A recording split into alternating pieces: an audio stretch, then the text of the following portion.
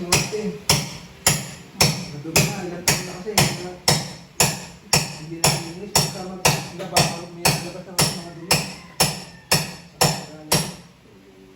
Problema, matigas yung ano, tornilyo, magtanggal. Ilang taon na yan? Ilang taon ba si Kim? Ayan na eh. Matagal-tagal yung mga baklas yan. O hindi ako nagkamali. Si Kim grade 2 ano? Sa ilan ka ito.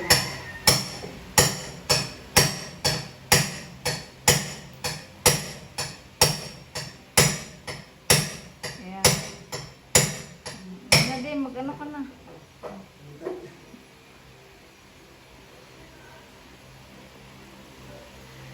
Kinalas at lilinisin ng pinsan ko kasi marumi na ang loob nito.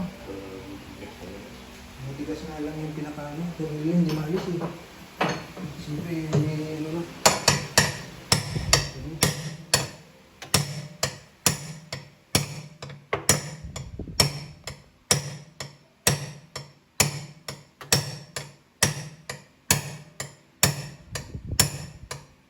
Tama yung gumalaw.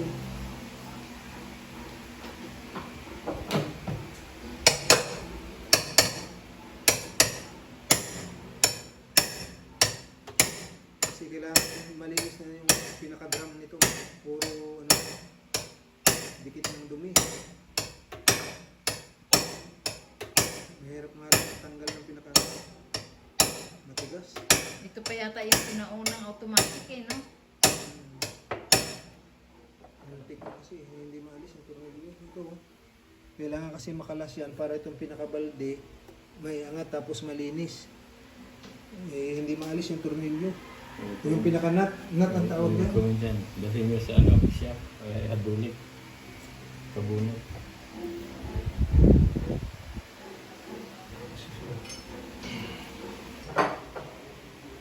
Nagpawisa na si Kuya Budong.